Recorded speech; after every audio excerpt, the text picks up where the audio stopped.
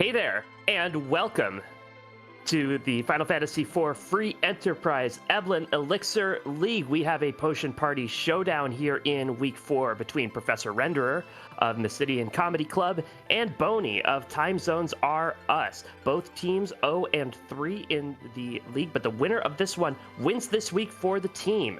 The teams are tied 1-1 this week, so both teams looking for that all-important win. My name is Sheep Launcher. I am here in the booth with Garen. And Garen, in a really important match like this, you see your hero, you see the list of objectives. What are you feeling? What are you looking for? I'm feeling good about that Sid because Sid tends to be a slow character, so the speed on some of these fights, like at the Bay March and on the Moon, won't get quite so speedy. And I'm looking at this and saying maybe the moon isn't required because there is the sealed cave, there's the rat tail, it's just burning the mist with the package. And hopefully you're hoping that hairdryer chest and that last arm chest don't have one of those three. Yeah, the darkness crystal only required for 2 of the 8 potential objectives. So since both runners need 6, the darkness crystal technically not required, but taking a look at the other objectives, that's a lot of key items that are just hanging around in the main locations and in the trap locations. Professor Renderer on the left, 0-2 so far in the tournament, looking for his first win. Boney on the right has a win, so knows that taste, but this should be really exciting. Both these racers really good overall. I do want to thank our restreamer Neobari and our tracker Zald. And Garen, you were talking about that Sid hero. The Sid can be very speedy in the early game and kind of slow down later on, and making him, his agility kind of good all around for this party. Yeah, especially if there's an early Artemis bow or something else like a crystal ring, they'll give him a little bit of extra agility for the early game. So what kind of weapons are you looking for in the S-Wild shops to kind of get Sid up and running? I'm looking for a bow and I'm looking for some good arrows because, since he tends not to stay in the party in the vanilla game too late, he doesn't have a whole lot of good weapons except for his forge and some bows and arrows. And the forge objective is one of the required objectives. It's a Sid Young start. Odin will give us a spoon, so the Edward hunt is on, and we are glad to have you with us. Sheep Launcher, if you're starting off in this seed, because all of our chests have money in them, where are you going first? So the chests are weighted wildish, which means some of the out-of-the-way places have a little higher loot. I know Eblan Castle is a very popular place to go early on. 1, because the loot there is weighted so highly, and 2, you're going to have to come back there anyway for 3 key item checks. And so it's not really a bad thing to know precisely where those chests are. Watery Pass is always a nice little place to go. That's where I'm looking. How about you, Garen? Personally, I like what Professor's doing here, starting with Mysidian Castle, because I figure usually you're going to probably have to get the hook out of here. You've got the rat tail. Just launch early. There's a lot of chests here. A couple of them are kind of big. And it looks like 32,000 I saw there with one of those. That's a pretty good start. Yeah. Troya should also be on our runner's list of objectives. Lots of shops there. The public treasury also has a bunch of densely packed treasure. Boney did check out Baron Inn and found an alt gauntlet in the first spot, guarding a cane. So lots of blue huddling around that table. That is nothing but trouble there. Yeah, that's Senator Crocodile trying to filibuster our traitor. Yeah, that's a whole bunch of people around the table. Don't know what the fire coats say about the capacity of Baron Inn, but I think that early alt gauntlet definitely exceeds that. Well, the King of Barons been a little bit under the weather lately, so he isn't paying attention to those things like fire regulations. So you were talking earlier about weapons you would be looking for Sid. Another interesting one brought up in chat that I was thinking of as well. Sid's Earth Hammer would be really ideal, especially against the one boss that we know, that Alt Gauntlet. The Earth Hammer, when used as an item, casts a low-level Quake spell, which at that spot probably would deal really decent damage and get you through it a lot quicker. Yeah, that definitely would, because Yang isn't going to help you with AoE because his kick really isn't all that great, especially at this level. Seeing some high five-figure money totals here in Eblan Castle. And Professor Renderer doing the dance of the trap chest, where you get out, you reset. It's, I think with the increased emphasis on Eblan Castle here in the Potion Party flag set, because of the weighted treasure, because of the fact that key items are in trap chest, I think we're really discounting just how scary it is in there. Yeah, well, I mean, Sid isn't going to die right away if he gets hit, but he's not going to be able to get through these right now either. Yeah. And plus, you know, it's probably the hallways probably aren't lit by anything. It's probably really dark. I imagine there's a lot of cobwebs. I think they knocked all the cobwebs away when they attacked. Baron did. They just left a lot of bodies behind. The hallways probably stink. Yeah. But at least we don't see anybody still lying there as we do in Damsand. Boney gonna give us an early look at the waterfall, and you know, it's really appropriate that Leviathan is there, and he could just stay there. Going to check Hypo next. Maybe missed.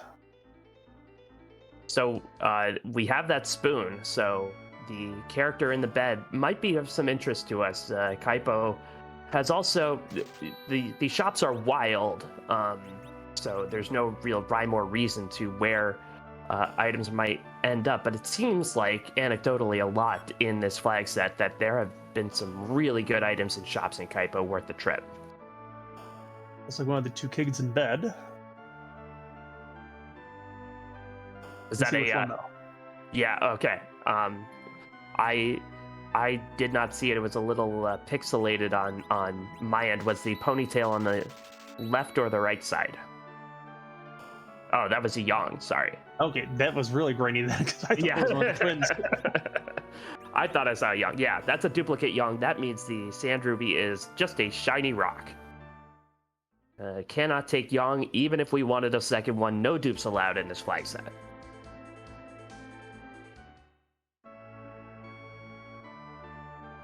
And Boney entering Mist, and so, you know, in it, now, Garen, you've played in this.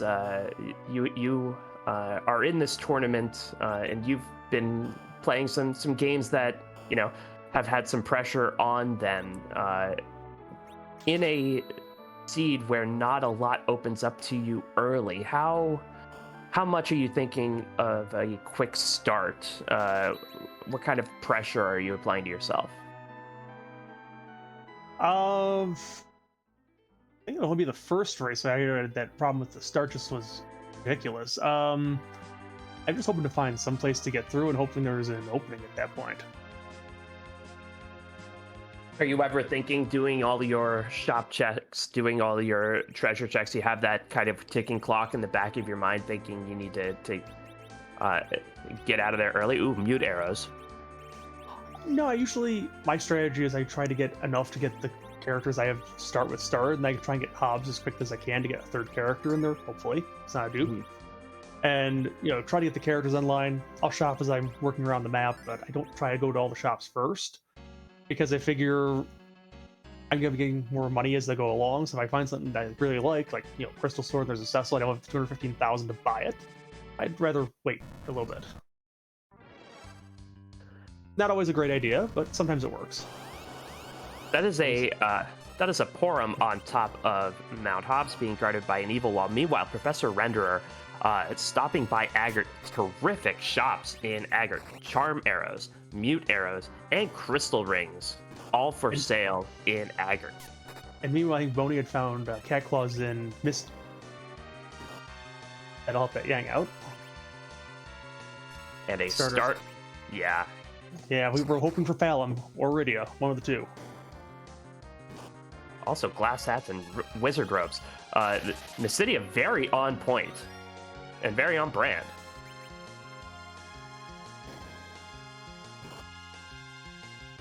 Evil Wall, kind of a tough first boss to face, just because this party not capable of throwing out a whole lot of damage yet. Yang was actually putting up the most damage of this crew, and he just got bludgeoned in that front row. That's true. Luckily, Sid at this level is probably going to not take a lot of damage as long as Evil Wall goes down for crush happens. And there we go. Yay. Yeah, and Yang got some experience, which is what he needs. And Boney at least going to check out that one chest. Not going to loot out West Hobbs.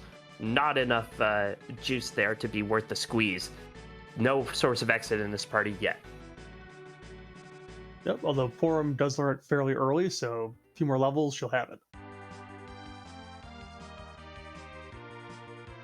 And Boney going to go to Antlion Cave next. That fight with Evil Wall, not atrocious, so not looking to go straight for that free heal to Fabul. Boney's certainly hoping that to minimize the trips he makes to Fabul, which is a shame because it's a really nice place to visit. It's just out of the way. I mean, we're getting a Mist Cave check from Professor.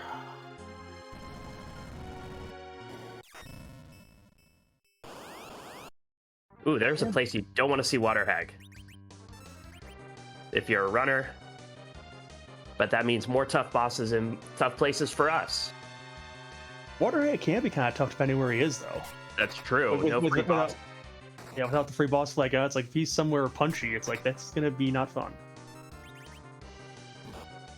The Z form of Mylon is in the Antlion Cave. Professor also discovering the cat claws, picking some of them up. And Mylon Z has gone down, and we find just a Cure 3. We've already found them in shops. Yeah, well, he was holding his own weakness, you know. Yeah, that's true. Away from the party. I must keep this away from them with my dying breath. At least he didn't drink it on the way out. That's true. You'll never get me alive.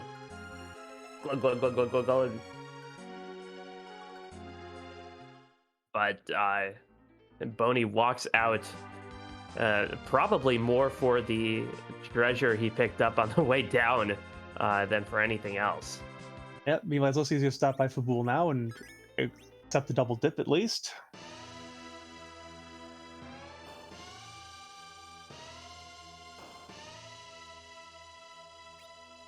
And Cure 3s and Life Potions in Kaipo. Professor Render did not pick up any of those. I did not see if they were for sale anywhere else, but basically that's a one-stop item shop.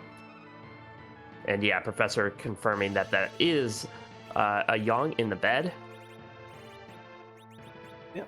In this flag, we don't have any J items in the shop, so pretty much all you're looking for is your life pots, your cure pots, and maybe heal pots, and some camping gear. Yeah. Oh, and Professor did find Sammy arrows somewhere. Picked up a whole stack of 99 of them, so Sid will be able to do damage. Still rocking just a crossbow, though. And we have Biden sitting at Fabul. I wonder if Baron is attempting diplomacy by sending Biden. Well, you know, Biden is involved in stealing crystals, so I mean, it makes sense. Yeah. It's not as overt a declaration of hostilities as the vanilla game. Maybe he's here on a diplomatic mission. Although diplomats usually aren't as swole as this. Yeah, but it's the thing Baron can always just say, I know that guy, he's just acting on his own. It's plausible deniability. That's what all diplomacy is, right? All right, well, rise to vote, sir. Senator Crocodile is at the lectern, going to introduce some legislation. He's just trying to eat the other people in the room. But Professor took one look at the Baron Inn fight, went outside to save, and then set himself straight to the matter. So, and realizing that's going to take an awfully long time, not into it right now. Oh, and Boney getting the first required key item of this seed, a package from Fabul, and yeah, why not take care of that now? Still early in the village and get another character, maybe. Still early enough that a couple of characters would be on the table to be worth it to sit through, right? Yeah, especially if we see Edward or Cecil show up, because we've seen Holy Swords.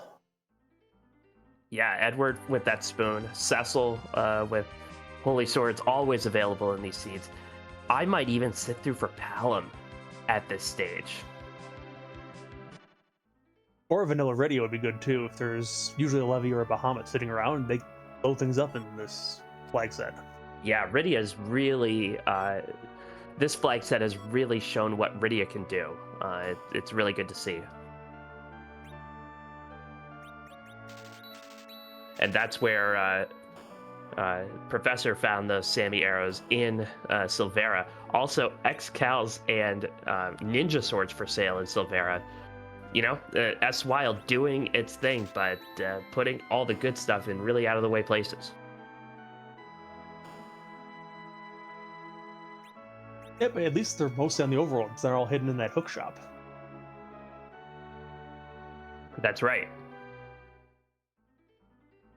And so Professor takes care of one of the 4 fiends, gets a cure 3 for his efforts. And Boney going to allow our tracker Zald to push a button, going to burn down that village right now. Nope, actually, for Lyra, us going to the cave first. Well, right now is still... It's not like he's going away. He's just checking them first. I say that it still qualifies for right now. There's our first scoop of vanilla. That's a Rydia. Definitely going to sit through this. Now, the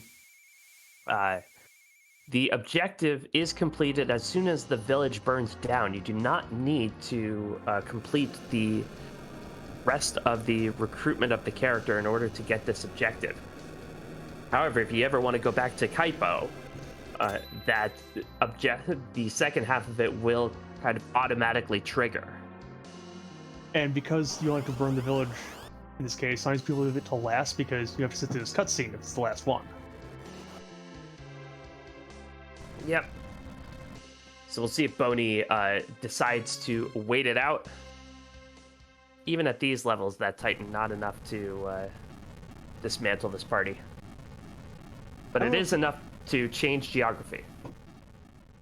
I don't know if Boney has seen that Stardust Rock. If he has, he's probably sitting through this for the Rydia.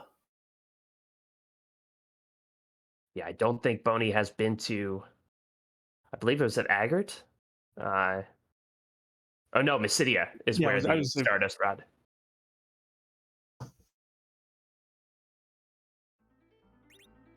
And Boney at least going to start. Did a save.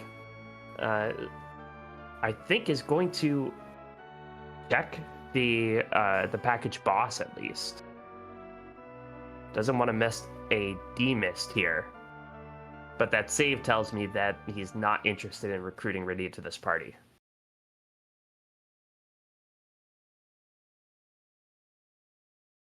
Meanwhile, Professor Render is looting out the back of Mount Hobbs. Didn't find too much over there.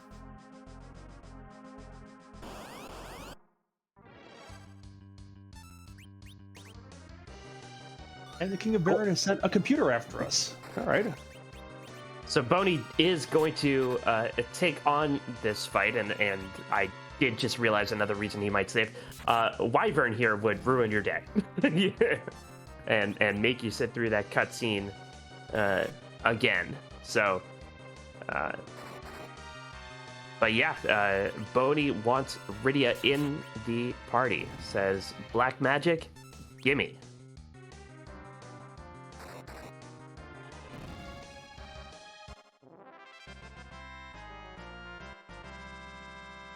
Professor, looking at that archer bow, picks one up. The lunar staff is nice for that for him as well.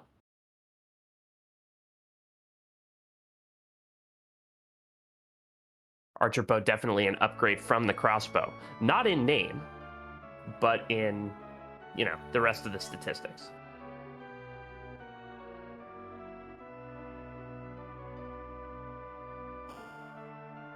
Boney is at Rydia now, so is to find that Stardust Rod over Mysidia, hopefully.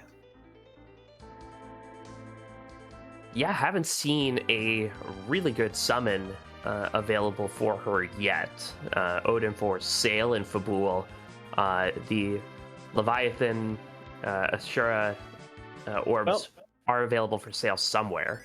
Boney's going to Eblan. He'll probably find one of these chests. I've seen Bahamut out of these chests several times before in these flag sets. Our tracker's all pointing out that Sylph summon was in Mysidia, which is nice. That would make Rydia a better white mage than Porum.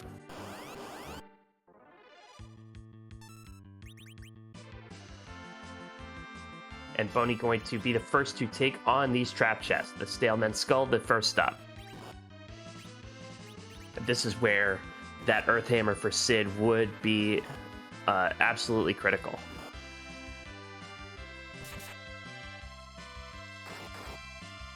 Not but using that the hourglass doesn't look like. Is that an Ogre Axe that Sid has equipped that's doing work on that Staleman?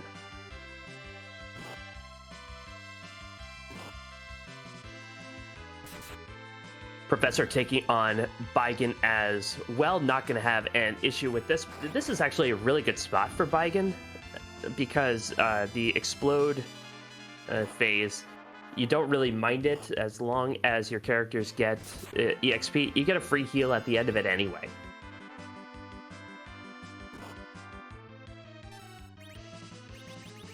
Professor Runner now has his package, and let's see if he goes to burn the village immediately.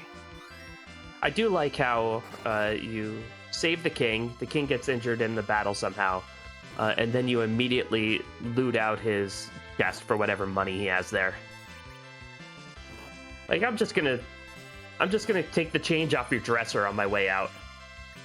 We have to remember, in this world, I mean, everyone's banking system is they just put all their money into chests that aren't locked, and it's like, anyone who wants to come by, just take your money and borrow it.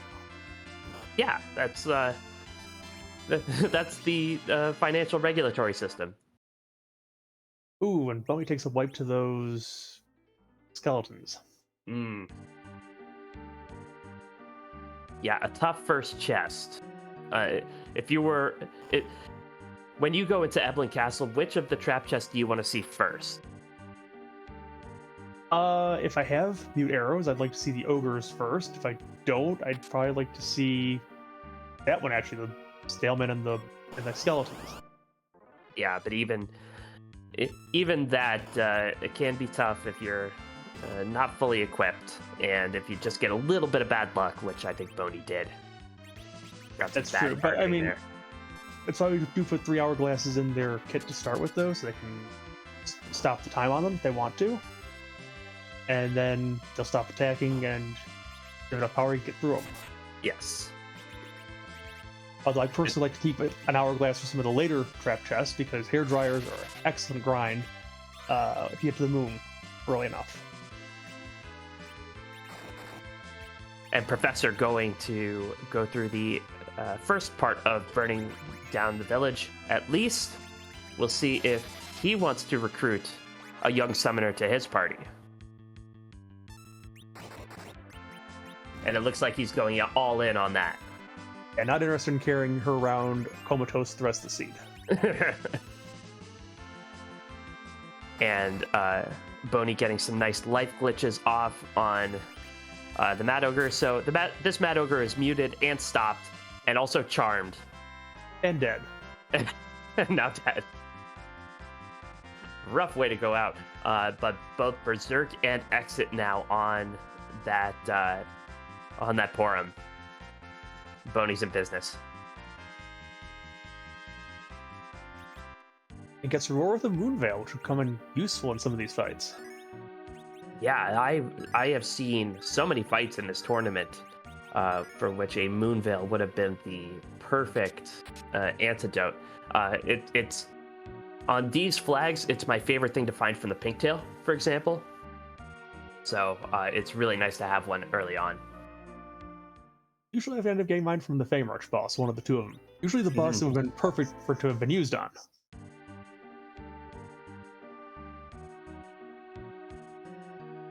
Boney heading back into Eblan, picks up a chest he hasn't looted out. Although this is his first real foray into Eblan Castle, so all of these chests can be looted out. Yep, so I get your money for the rest of the seed for the most part. And you're looking for the trap chests, you get a lot of the other ones along with it. And retrying the Staleman.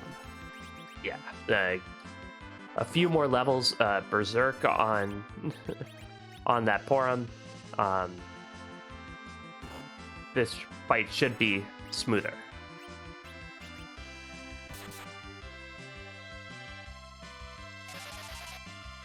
And Professor, remembering that Sylph Summon in Mysidia, heads straight back there, and Mysidia is now a white mage equipped. Iridia is now white mage equipped in Mysidia. Yep, and he has a Stardust Rod for Rydia as well, so this is going to be Murder Child Online. Yes. Halfway. Yeah, now all for a Levier of Bahamut. Yep. Yep, time for a Blarg, time for a Car Wash. One of them will get you through basically everything short of the Feymarch on this planet.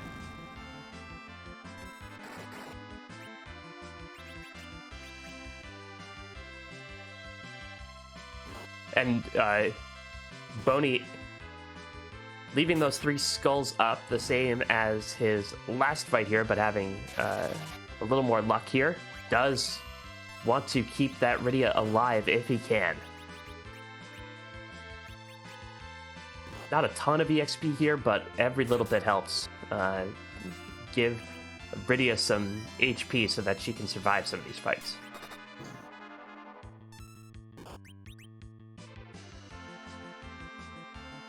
Curses! Foiled again! Hey, Rydia dodges helpfully that last little hit. He's helping! Let Rydia throw arrows at things for 54 damage. That doesn't quite roll off the tongue. But Boney is through. And that looks like a ninja sword? Right. Yeah, it was not anything terribly exciting. Professor did do one of my favorite dialogues in the game. Bring me refreshments. Who are you? Which sounds great coming out of the mouth of Senator Crocodile. And so one thing Professor Renderer has that Boney did not have is a Stardust Rod, which can be used as an item to basically sweep these 5 fights away.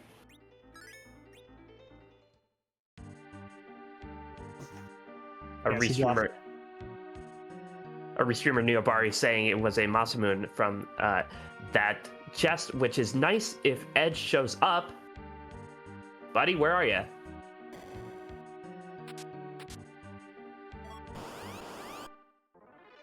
So as a reminder on this flag set, there are 7 distinct characters you can find, no duplicates allowed. We have seen 5 of them and both runners have recruited 4 of them into the party. So we know Kane is here in Baron Inn. We know the character in the Kaipo bed is Yang. So we haven't seen any of the other gated by key item characters.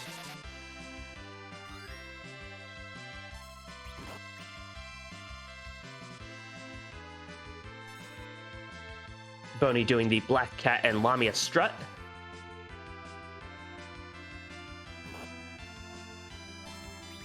Now, Garen, Boney backed out of this Baron Inn fight. Professor Renderer is going into it. This is a long kind of time for one key item check. Are you more in Boney's shoes with regard to thinking about this Baron Inn fight or Professor's? Well, I mean, there's a character you can take here with Kane that makes it kind of worth it to me, because you haven't seen a fifth yet other than him. And Kane would be the best option you have for getting anybody who can really do some physical damage other than Kane. Yang.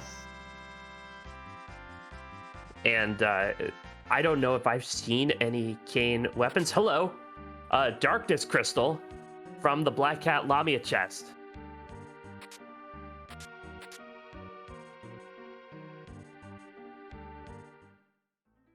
Another robe is hiding behind Kane. It's the 3 Dark Imps. And this could get real sideways in a hurry.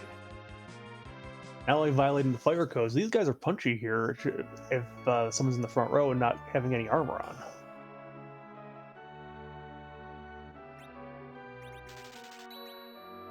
That Stardust coming through again, but and Yang surviving with 1 HP. What a champ. Luckily, this spot is a little bit slow, but still, these Dark Imps hit hard. You can't hourglass them.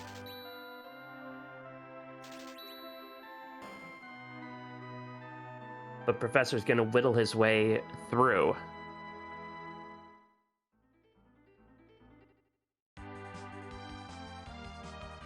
So that Darkness Crystal opens up the moon, and Boney going to launch that big whale right away. Underground access for Professor Renderer from the Baron Inn. I was going to ask you, Garen, and about whether that magma key could be in the trap chest on the moon, but that's moot now. Magma key is our underground access that is required, and that is through a particularly annoying Baron Inn.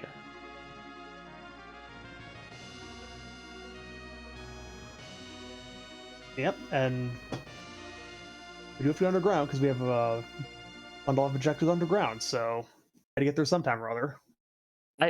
I love it when a race comes to this where both runners going in the exact opposite direction. One's going up, one's going down.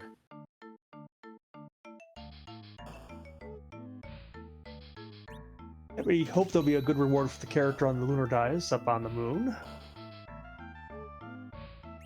Or at least something good in the hairdryer chest. One of the two. And Boney did save a couple hourglasses for that hairdryer chest, as you suggested, Garrett. Yeah, if a nice little life glitch on those, you can get over 50,000 experience at this point, because he doesn't have the experience boost yet. And Boney turning down the Sylph, saying not worth the cash.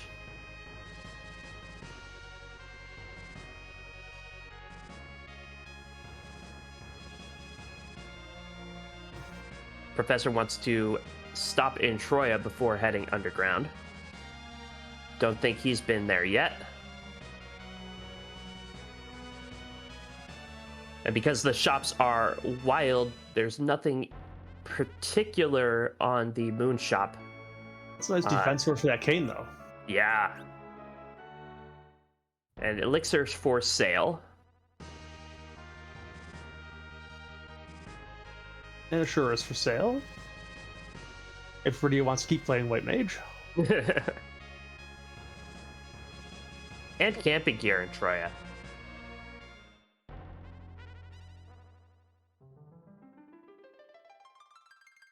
And Boney's gonna give us a check at the lunar dice. See who's up here.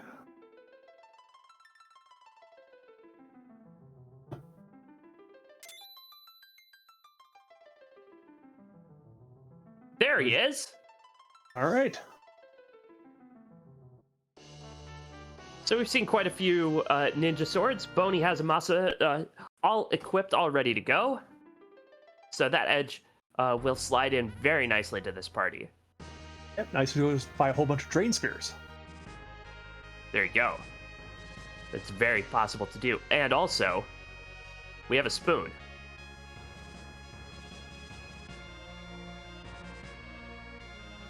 That'll He's be gonna nice. be sad. And all of a sudden, we're down to one possible character left. So we haven't seen Eddie. We haven't seen Cecil. We haven't seen Palom or Rosa.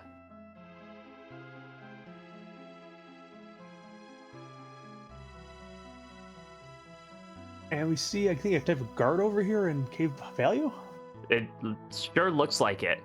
Is Either it the nice way, guards or the bad guards? yeah, the Kaipo guards would be doable with this party.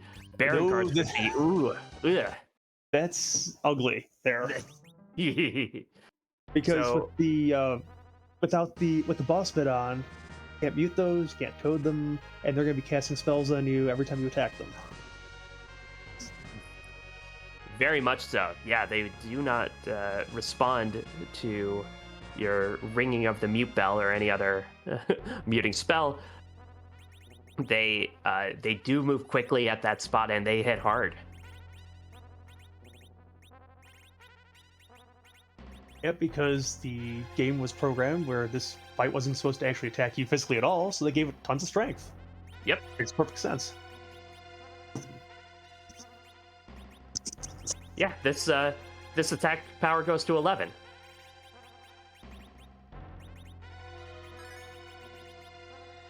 Professor not going to deal with the warrior chest at this point. Finds an earth crystal. That's really interesting. That's a Give us treasury. our- Treasury check, two character check, and finds Bahamut for sale. Now the murder child is really online. Rydia is going to blow up the world.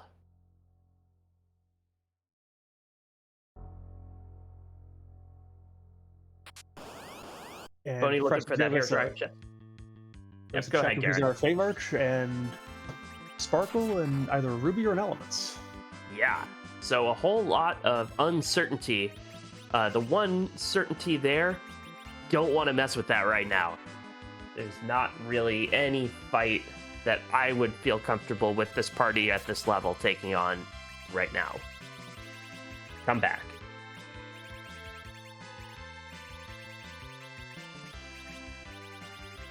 Looks like Professor gave us a peek at who they actually are, though. So let's see. It'll be good to have the knowledge. And maybe Are- Plague or somebody here you can take on. Oh, just D-Lunars. Ugh.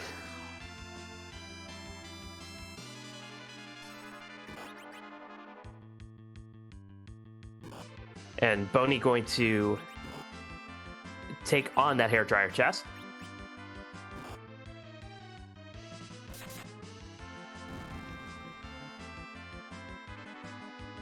Does he have enough courage and power to take on Ruby? No. Not right now. Elements might have been nicer to see there, just because you can kind of cheese that with a Fire 3 sometimes. Yeah, I don't think Rydia's up to Fire 3 yet. No. Full Moon's for sale. Give up. And Professor doesn't know how useful that will be.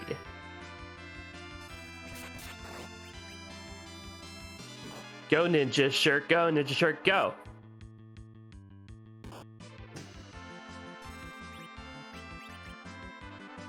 Thunderclaws for sale there too, and chat wondering why Professor didn't pick one of them up either. That's a good question. Still quite a few bosses that are resistant or weak to lightning out there. We know where Odin is. We've already taken, or we know we don't have to deal with Leviathan, but Kainatsu's still out there. So, Although Kainatsu's only weak to lightning when he has the wave up. Or normally he's weak to ice. true. Yeah, Babel Traps would be the best place, as chat's reminding us, for Thunderclaw at this point. That should one-shot most of those. That's true. Those alerts are mechanical types. They're weak to lightning. And Boney in a bit of a danger zone here.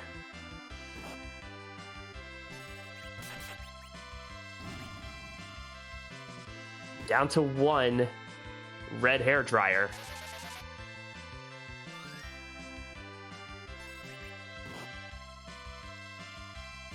And I believe there's long swords for sale in Dwarf Castle. And Professor picking up Leviathan as well. Do you need both Bahamut and Leviathan?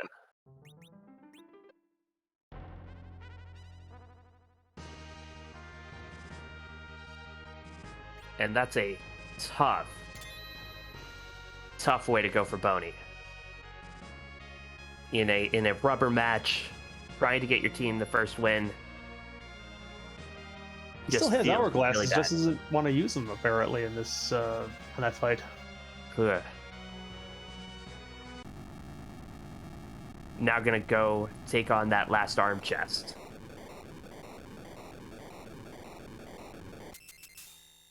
And that's the kind of wipe you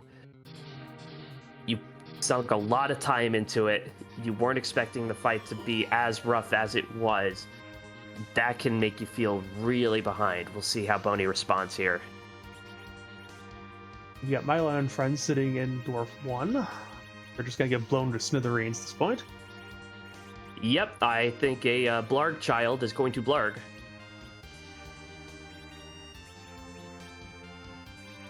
But yeah, before that that fight, Professor did pick up both the Bahamut Orb and the Leviathan Orb, and Rydian knows both of them now.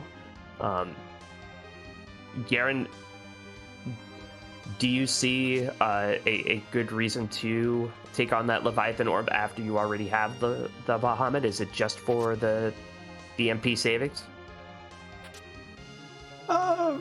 I sometimes might want it anyways. I mean, it is a little bit cheaper of a spell, and you know, after you have your car dryer, you'd also want to get your car washed. Yeah, that's true. The Leviathan can wash your car, then Bahamut can dry it. Or fry it. One of the two. Right now it doesn't taste that good. Well, while both runners are kind of tangling with these fights, do want to take this time to thank our restreamer Neobari, our tracker Zald, and thank you, Garen, for accompanying me on this match. We started with a spoon. We still don't have an Edward, but this is a really important match for these runners. Both teams looking for their first team victory. And the winner of this will give it to them. Professor Renderer for the Mysidian Comedy Club, and Boney for Time Zones Are Us. And Professor has found a duplicate cane and the Magus sisters in Powder Dwarf. Really good spot to find the Magus sisters here. This spot only has 3,000 HP. There's little magic power to speak of. They could be really, really rough at the wrong spot. This is not the wrong spot. That depends on if you want jokes or pain, you know.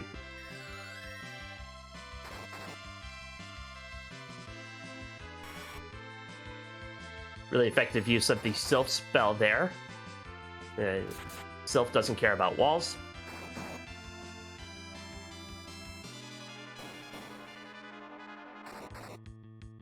And the charm spell missed. That shows you just how weak the magic attack is here.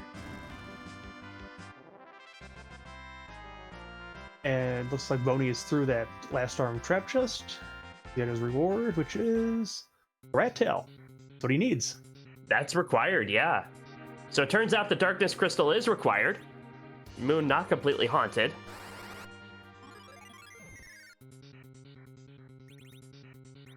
So Professor Renderer is going to have to go back to Eblan at some point.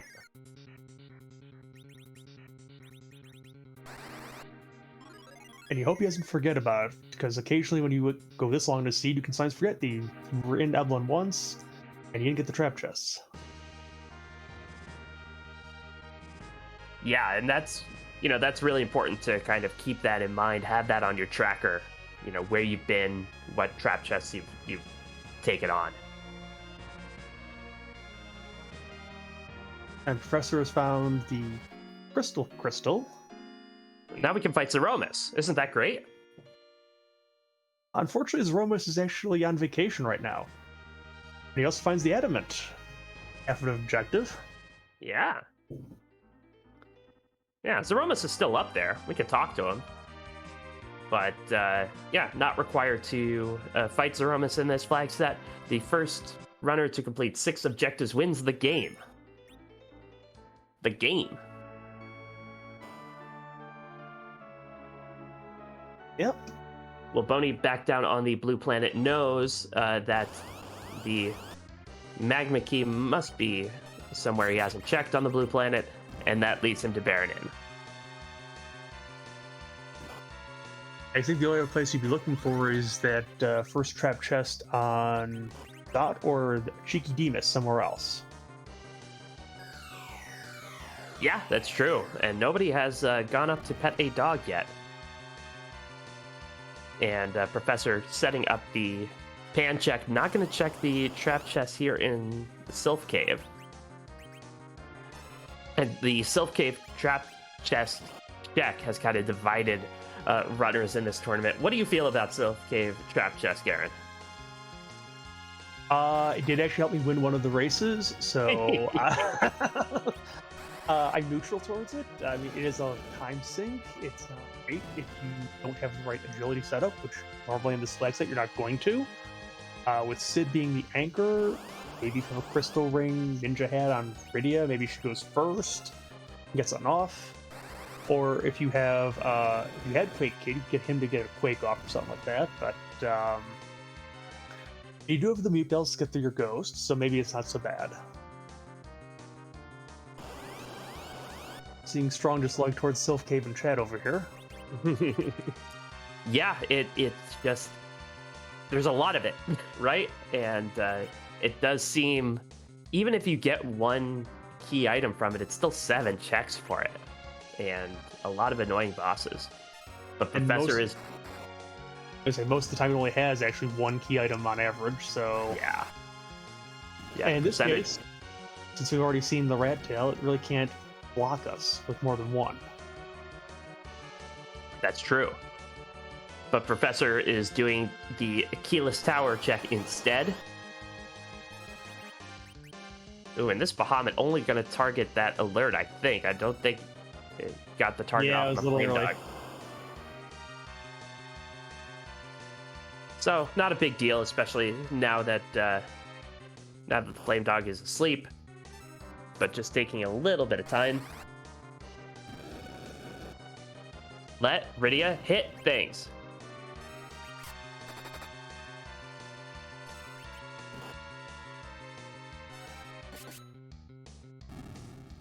And another Stardust Rod. Good to have.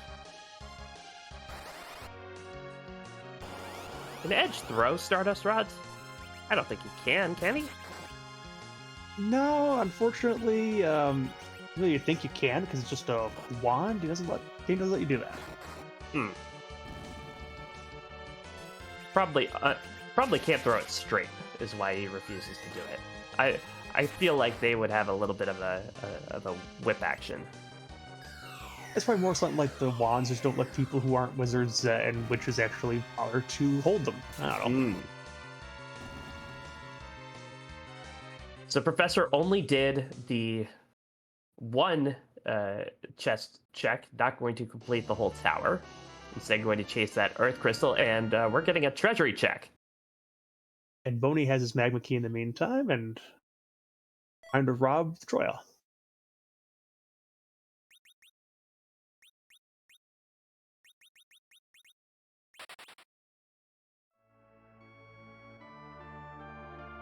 Only about 300,000 to me, roughly. Yeah. So not bad. 300,000 more than he had. Yeah, no, really useful. You find if you want to buy that defense sword for Kane if he hasn't already. What Kane could really use right now is an Avenger. I don't know if we've seen one for sale.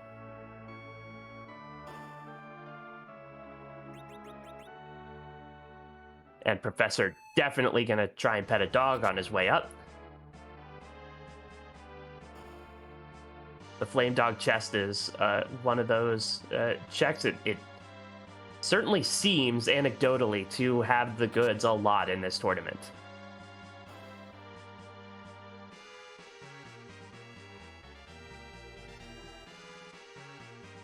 Meanwhile, someone from chat is calling for throwable summons.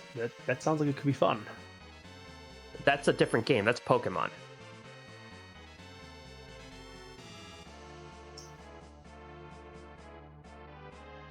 Right? I've never actually seen Pokemon. And Professor gonna skip the rest of the checks. Only wanted Flame Dog if it came to him easy.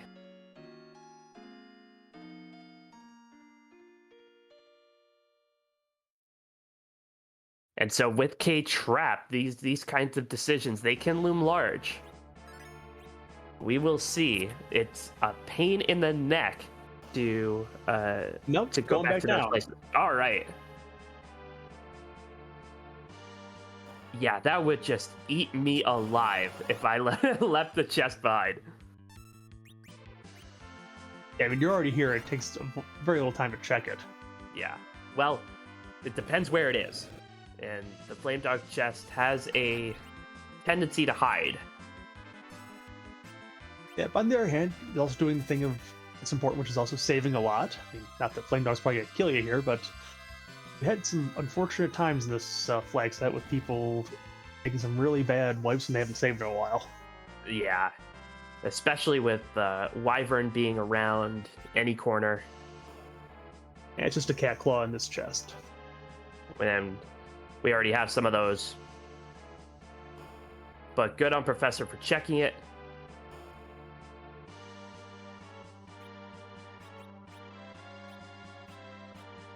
Finds he only has one tent left. So not going to use it here. And now Boney going to tangle with the Mylon and the gas. And the Managa Sisters, a really haunted crystal room here. And meanwhile, Professor's taking on the King and Queen of Eblan, sitting up in Zot 1.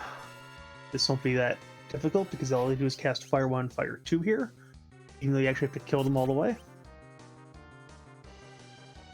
Yep, they'll keep on doing that forever. They'll never gain consciousness. Well, we've just put them to sleep with the Blarg.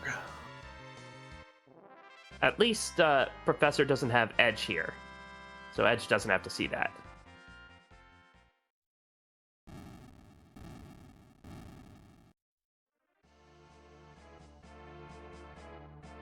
So Boney going to go through and get his crystal and his adamant rock.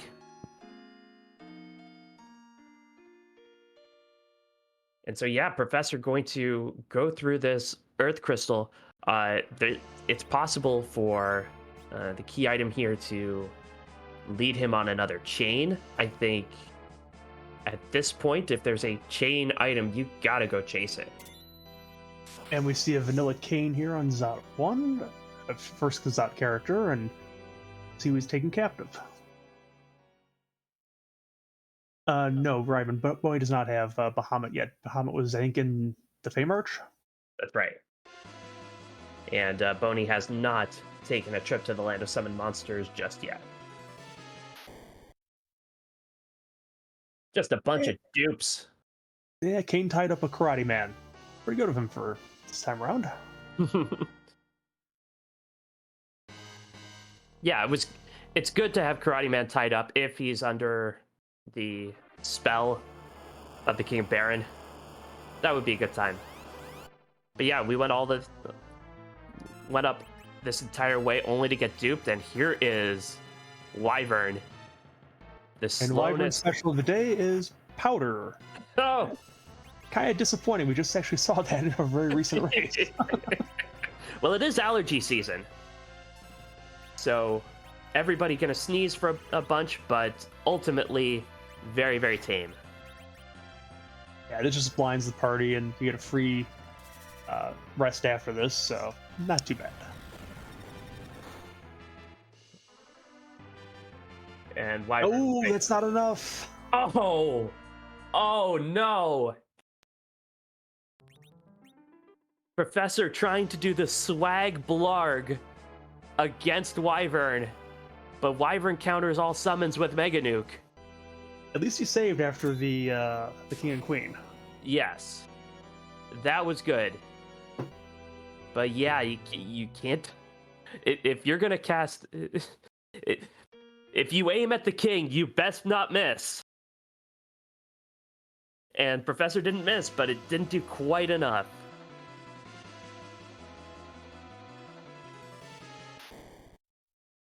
Maybe wait around and then cast Blarg afterwards. So both runners now unfortunately have reasons to feel behind, and it's really tough to tell who has the advantage at this point. I think both runners have done really well overall in navigating this kind of tricky seed that doesn't give anybody much clear direction. But both runners now have taken wipes that not through fault of their own, but maybe that will make them feel not completely in control. Looks like Professor's gonna burn several Star Veils here to do the same thing and reflect that Mega Nuke.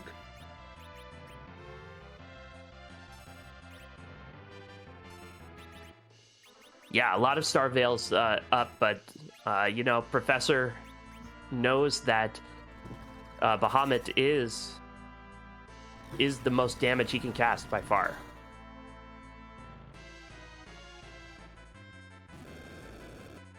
Yep. Now, hopefully, he doesn't end up being a whole lot of Star Veils later because you can't replenish them in this seed, so he used 5.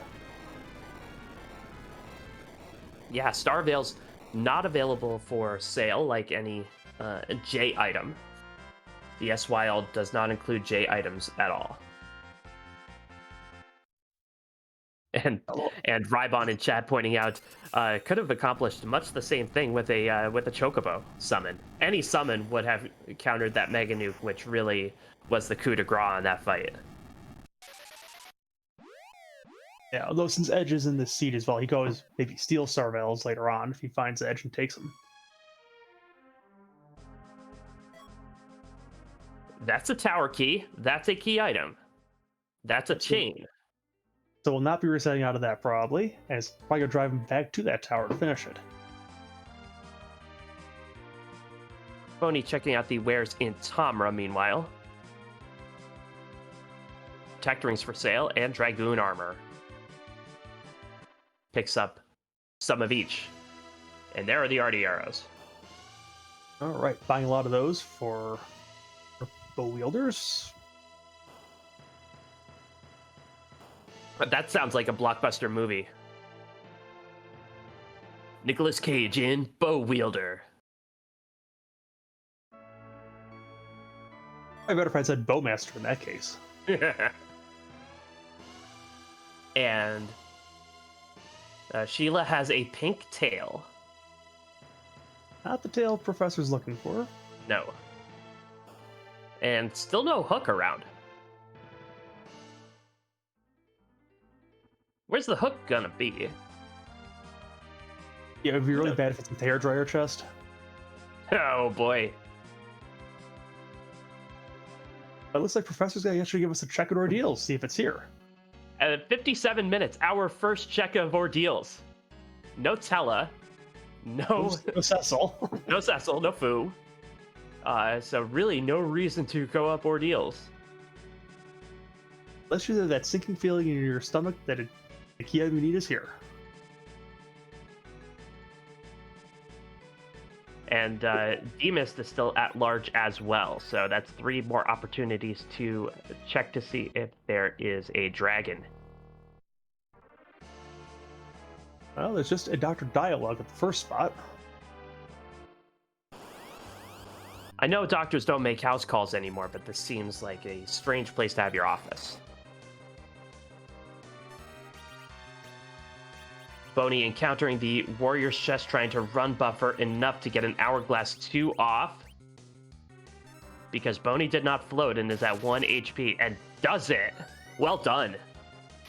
It has to have someone dodge still.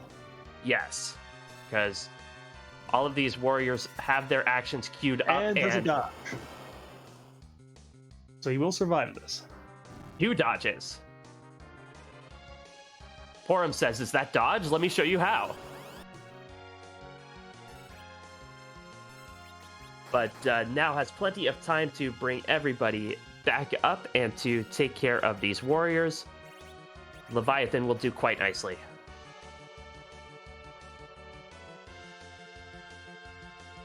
All right, very good. And we see for a reward, we've got... The nice thing about Dr. Luge at the first spot, not Music. even... Yeah. So the Twin Harp is a very interesting key item here. Boney probably not going to chase that right away. But the first spot's so slow that Professor able to avoid getting poisoned and avoiding the poison walk. Meanwhile, we're going to see the special kick motion here from Karate because he's on the back row attack. Around the world! So what's your thought about actually taking Ordeals with this flag set cheap launcher? So, Ordeals is one of those things that's a long check. It's required a lot of the time just because Cecil is so powerful, and if he shows up, you definitely want to have him be online to swing those holy swords. But in this particular seed, I can definitely see why both runners have faded it for so long. Yeah, in my races, unfortunately, I made the wrong choice of Ordeals each time. When it was required, I faded it. When I faded it, or when I did it, it wasn't required. So I have no luck with this one. Oh no! Young fell off the bridge. He'll survive. I mean, come on, he survived a cannon blast. The Yang going off the right side of the screen onto the left side of the screen is my second favorite vintage video game example of that maneuver. My first favorite, of course, the Scorpion move in Mortal Kombat 1.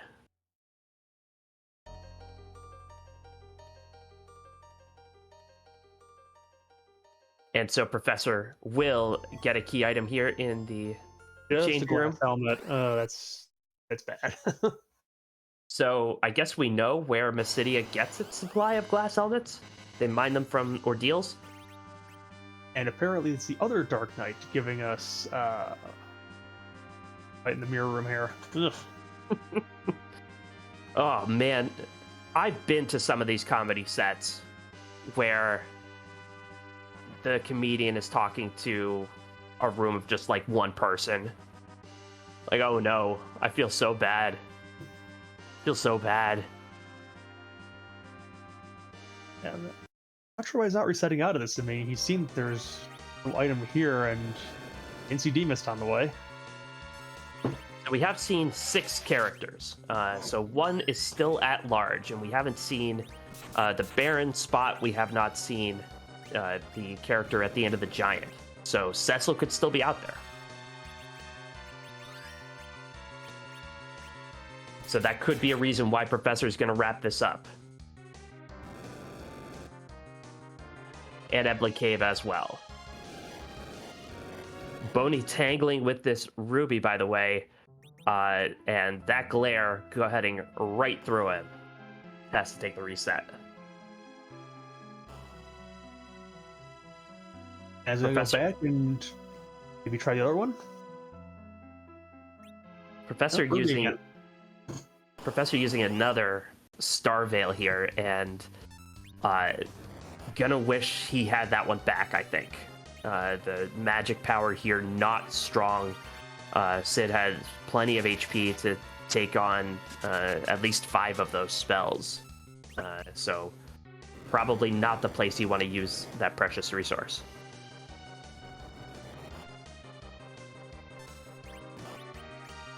Boney gonna try this Ruby fight again. And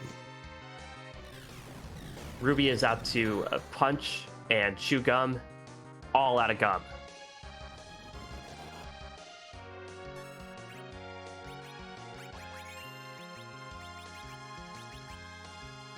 But I think Boney's gonna try and cycle life potions and just try and keep out of it. And Blinking Radio will probably help out a lot on that. Yeah, Radio definitely going to be the main source of damage here with that Bahamut summon. And Ruby, knowing the source of Blink is the real enemy here, immediately glares Porum. Goodness.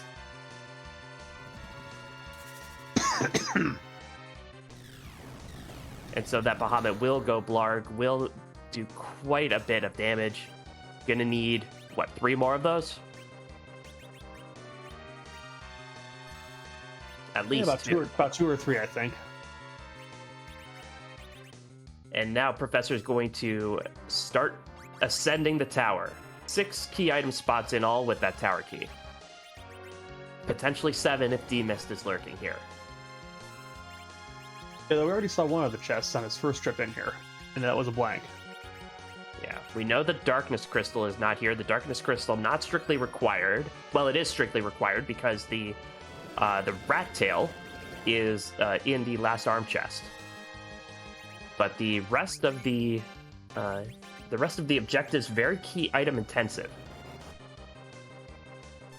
So we haven't seen the Luca Key. We have not seen the Hook. We have not seen the Legend Sword.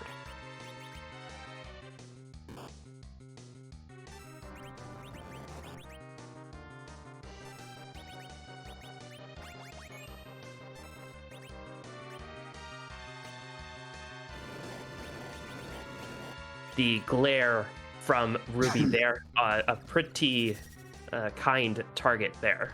If that glare had hit Rydia, he'd be in a world of trouble.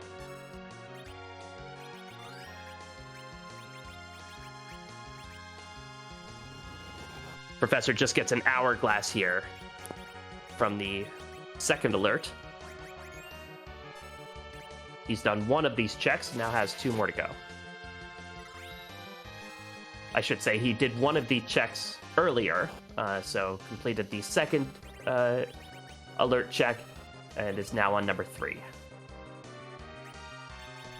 Yep, that's barely made that one with that Leviathan. Got the Avenger, I think. That's really, really useful. And Boney is through. Gets an objective, a third of the way there now. A really challenging and intensive fight, and gets EXP on everyone. Really well done from Boney. He gets a Crystal Sword for Cecil maybe appearing in the seed. Yeah. And, you know, Cecil could still be around. I wouldn't count on it. Probably sitting in either that Hook Rat or that Giant. Or possibly Baron.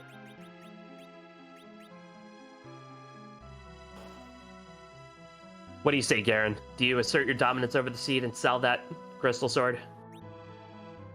You know, if I get cash, I might sell that Crystal Sword, but I'm probably holding on to it until I've seen the 7th character. Just because Crystal Sword Cecil is so broken. You're so sensible. Well, you know, I think one of my very first seeds, the commentators got into a bit of a thing over Crystal Swords, just the way the timing worked out on the seed. Boney doesn't need money, apparently, shelling out the big bucks for the stay at the Fey Marriott.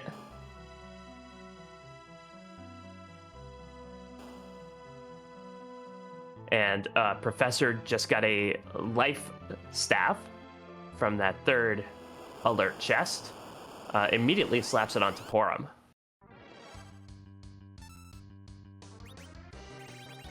And Boney now has to deal with both of these Lunars. And they take Rydia out straight away. That's unfortunate. So, Garen, my strategy for dealing with these lunars at this spot basically would be entirely based on keeping as many characters as I could afloat until we get to the breath stage. What's your strategy here? My strategy would be find a different check. Yeah. No, I mean, if I had to fight this one, I mean, I'm probably trying to do a lot of healing, put some blinks, and try to get to that breath stage. I'll be lucky.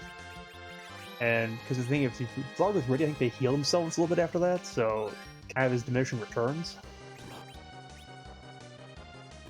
Yeah, getting to that breath stage would allow us to put up star veils, reflect the breath, and make lunar frogs. But Boney has star veils. Professor won't. Professor only has one left, I think. Does he have that moon veil that we found earlier, or does he not?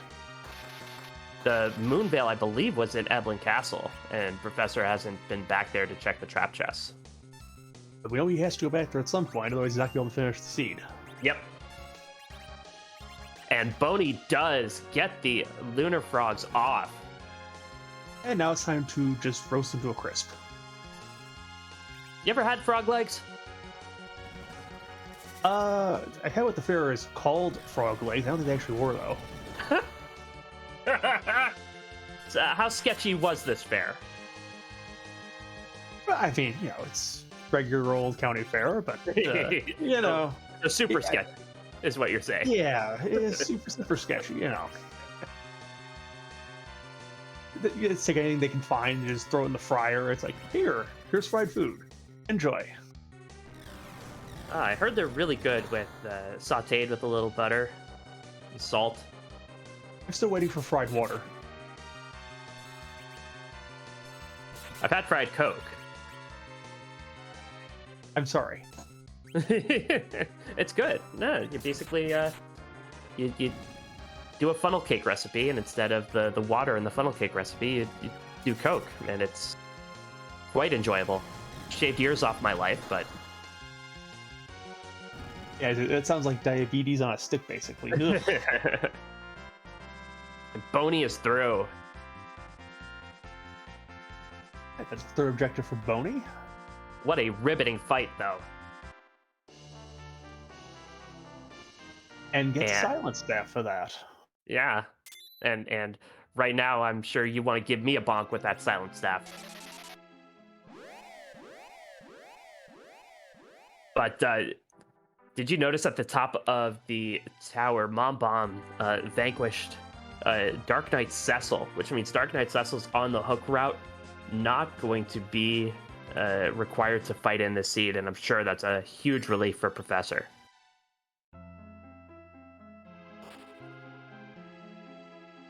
Yeah, DKC can be in some very rude spots on the moon, so good to see him someplace we don't have to go. Boney gonna set up the pan check, which is gonna work out all right for him. Get another tail. Yep, so we can do both tails at once when we find that hook, which is very deeply hidden this time around. Yeah, still haven't seen that.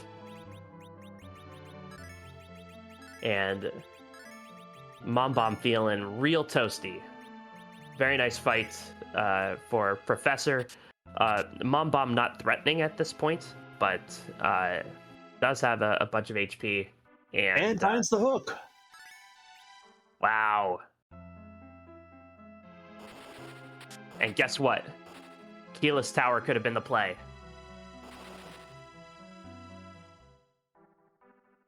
Could have been. We'll see what turns up on that hook rack, because there's 2 trap chests down there. And possibly our elusive 7th character.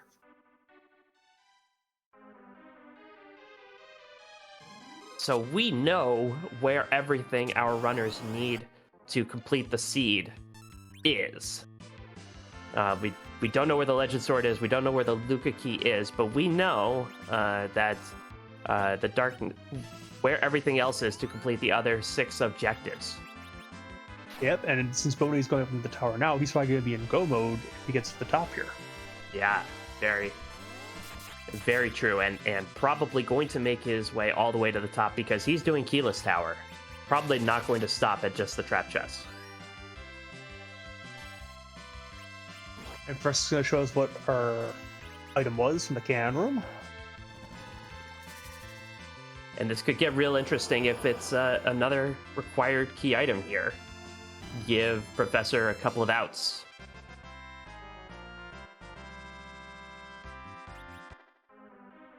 Because right now, Boney has the advantage here.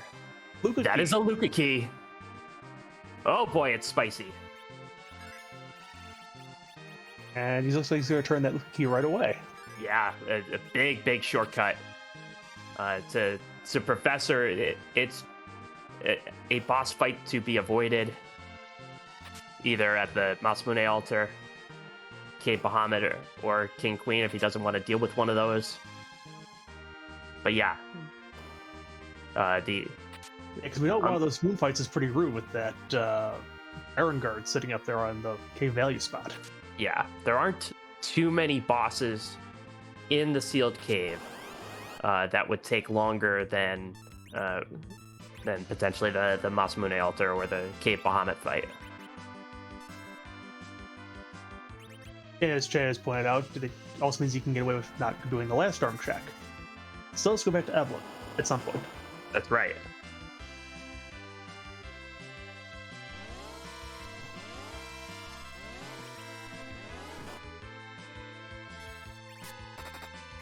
And so heading down the sealed cave does not go down the wrong rope. Do want to welcome in our raiders from Night Dew 14. Always great to see Night Dew's folks here. We are in a rubber match here. Professor Render of Mysidian Comedy Club and Boney of Time Zones Are Us. We started with a spoon. We have a Sid hero. The big difference right now is Boney has the Darkness Crystal that was found in Eblan Castle. Professor does not, but Professor has quite a few other key items that Boney does not. We know where everything is needed to complete the seed. Neither of our runners do.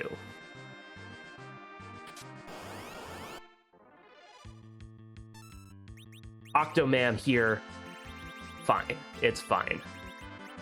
No worries.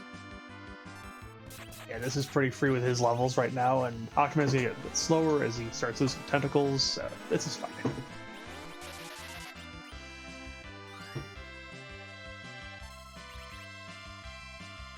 And even a little jump action there.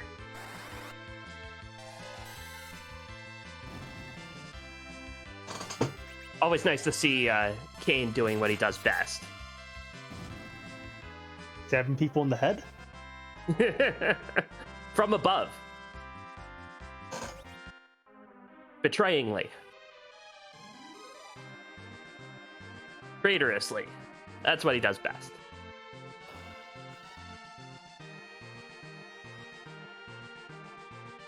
And Professor does have an Avenger here. Avenger, I don't think has a Holy Element. Of course, Octomam resistant to Holy.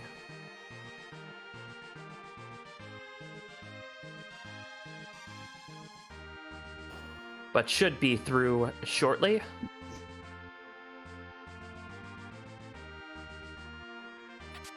And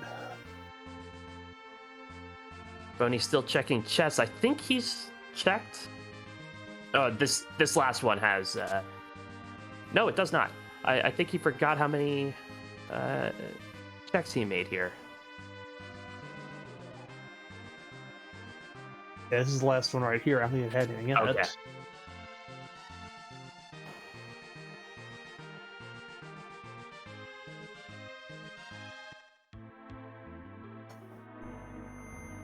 Octomam still getting slower.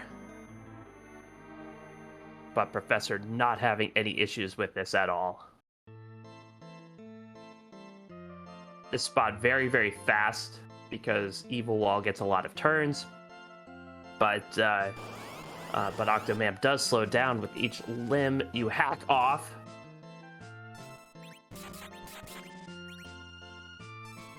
Yeah, and it's just what time for Calamari. Yum. Speaking of good things to put in the deep fryer. All right, and Professor is through. That's his second objective.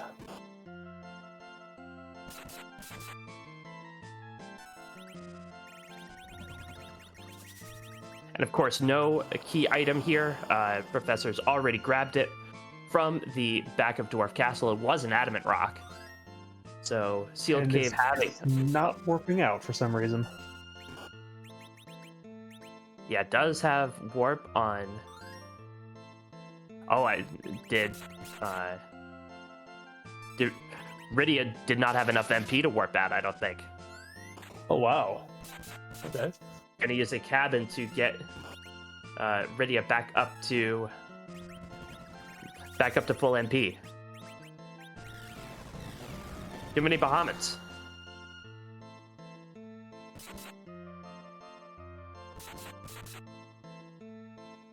And Boney taking on Mom Bomb. As soon as he finishes this fight, Boney is in go mode.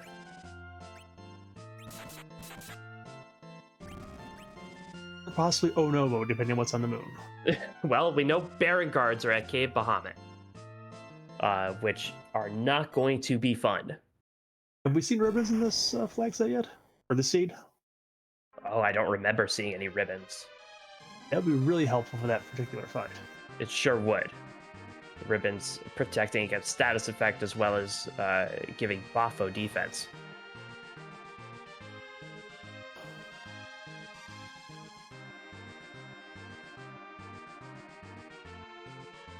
Professor going to do a little bit more shopping.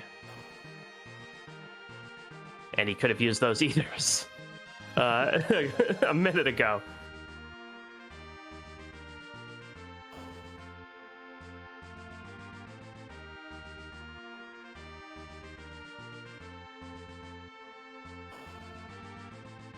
Boney heading back down the tower in go mode. And Garen, are you still kind of going around at this point once you have go mode, but you have two potentially difficult fights as part of that go mode? Are you still looking for kind of an easier way out, or are you going straight to do these objectives? Given where he is, I would probably at least do the hair dryers because XP is always good on the moon. There's a chance there's a key item there, you might be able to skip one. I don't like walking down to Masamune Ultra on this flag set. Takes a lot of time. And especially if you find something rude there, it's like you spent a whole lot of time walking and then you have to reset out. That's a pan. That's really interesting. And looks like Professor has remembered about Eblan Castle, is going back there. Yeah, no, unless he wanted to dive back into Sylph Cave, there's really no place else to go for Professor.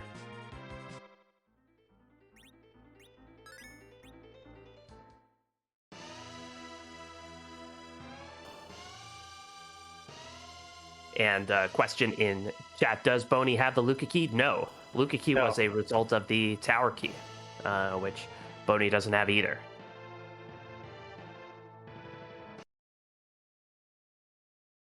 Well, Boney is going to check out Sheila and get the pink tail, and we'll see if he wants to go back.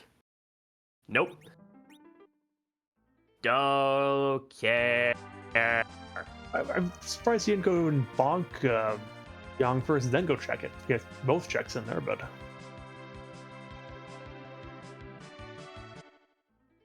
yeah, I think he's focused on the end of the seed, really.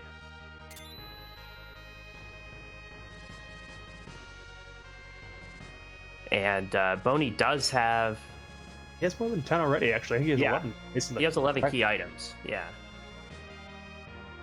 So he didn't need it for that benefit, and really should be pretty okay with levels.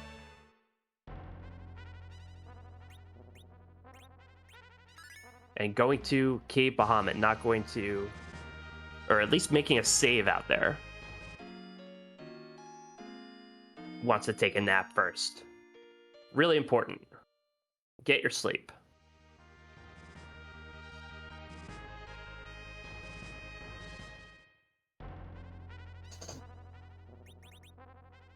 Professor through the Staleman skull chest.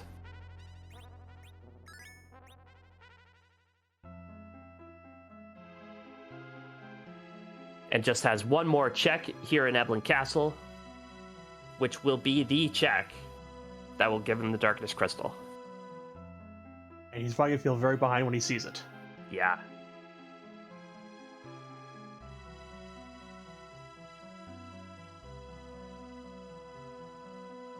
And so, Garen, you're getting close to the end of the seed. You know, what's your strategy for dealing with these Baron guards? I think Chad has put out a good strategy. Try to get a spoon off, get a blorg off. Only get one blink, so I mean, ooh, and Rydia goes down right away. That's not good. No, that's unfortunate targeting there.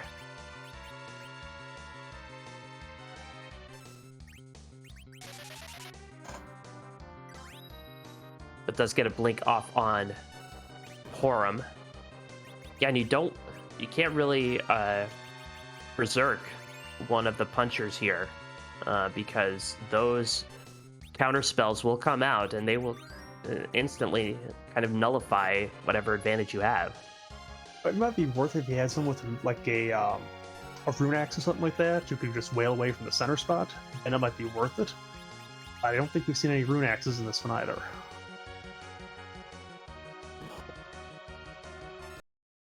Professor does get that Darkness Crystal, and Boney Resets out. Oof. Yeah, really behind the 8 ball from the start with that target of Rydia. We'll try it again. Go check your hair dryers. Get a little bit more levels in HP on Rydia. And Professor gonna dive this hook route.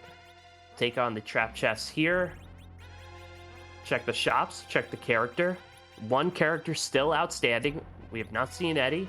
We have not seen Cecil. Yeah, and there might be a legend sword in one of these two chests. Might pay off. Yeah.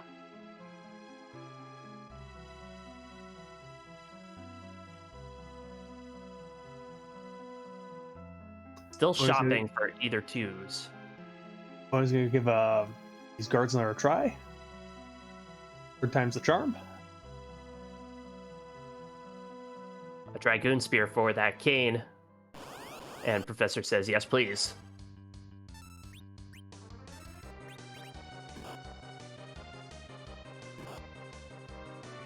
Still has no good armor for Kane, really. Nothing at all. This might be good. Rydia's going to use the Moonveil here. Great place to use the Moonveil. Now she has to worry about getting toted, I think. If she uses this, if Moonveil, she doesn't have to worry about that. Yeah, it'll reflect those toads back off.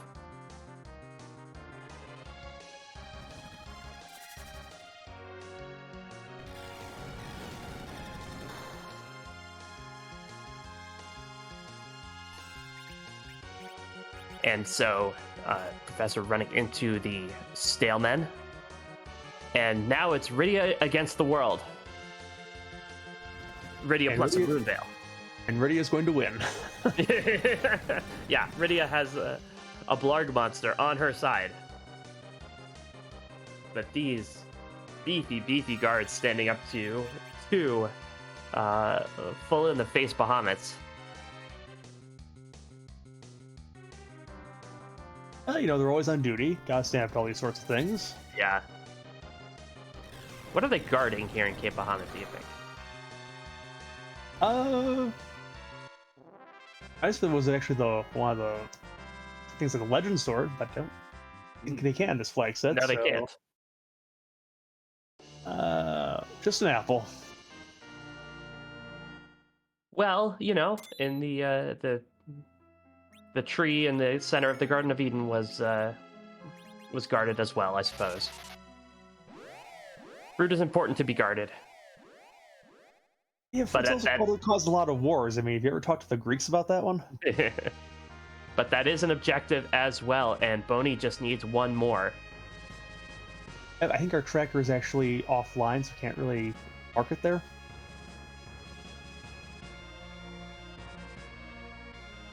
And there's another Bahamut summon. Not what he wanted to see. No.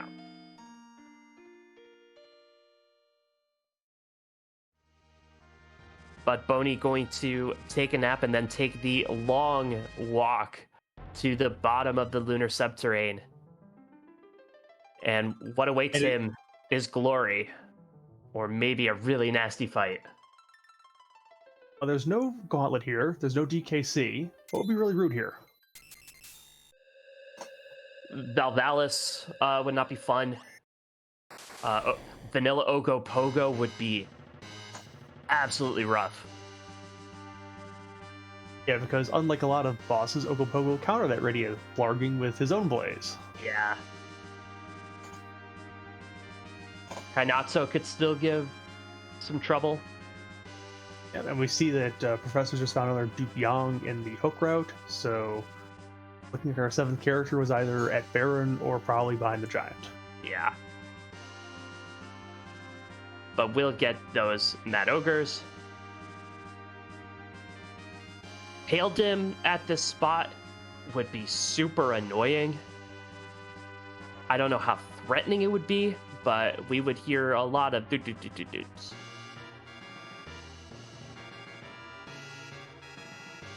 That's not the really wanted in this seed, but you know, we'll take it. And again, the effectiveness of the summon would be limited because Pale Dim counters summons. Yeah, with a nice bit of Quake. Well, we could counter that with a Float. Yes. So it'd be that'd be something that maybe a quick reset if Boney were to see Pale Dim. You know who would be super annoying there is G-Mist. And just a sad Ruby on the hook route, so hook route does not pay off. Very sad. Would you like a third duplicate Yang? Because that's what the Sand Ruby is. Yeah, I think I'll take a pass on that. And Boney is going to show us that the character after the boss the altar is just a plague. Plague. That should not be too bad. No. And a Starveil here, Boney could really use, but Boney in great position to pull off the victory here. Just needs to finish this fight. A victory would give Time Zones Are Us the first team victory in this tournament, and kind of give them a little bit of momentum heading into the next phase of the tournament, the Moonveil Mixer.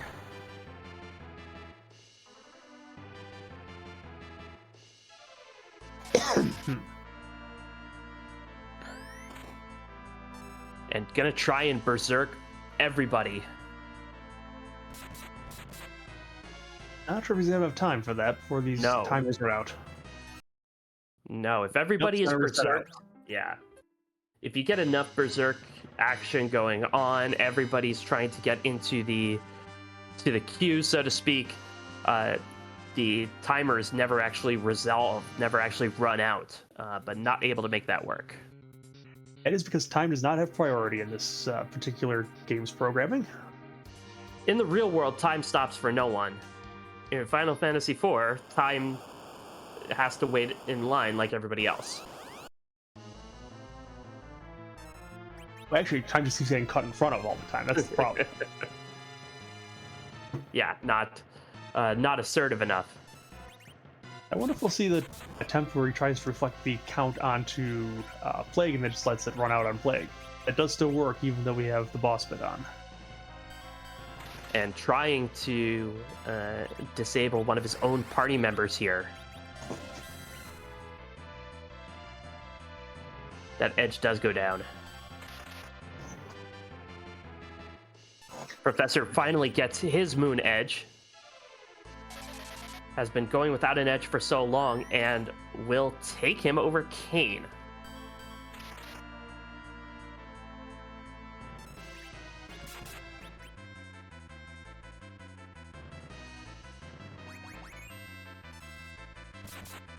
And Professor is going to take on that hair dryers, really looking for a key item out of this. I think he's really kind of key item fishing here, knowing that knowing that all of the objectives are open for him, but really wants a shortcut, I think.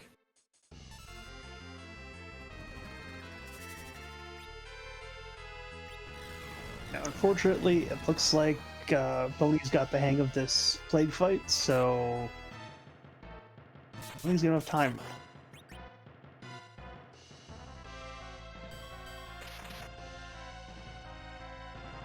And Boney going to juggle life potions so that Plague gets really confused and casts Count on everybody.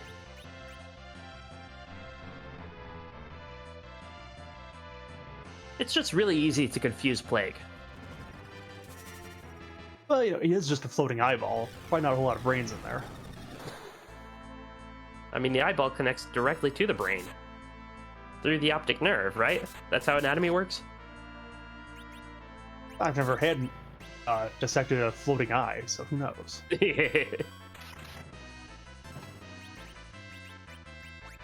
Yeah, and who made Plague the king of the float eyes anyway? That's what I want to know. Probably just stared at them and counted them, and they all got scared. Bahamut doing more damage. There's a holy sword. Or the So it Cecil turns that out- has shut up. Yeah, that chest that Boney wiped on earlier did not actually end up costing him, so... Yep, no worries.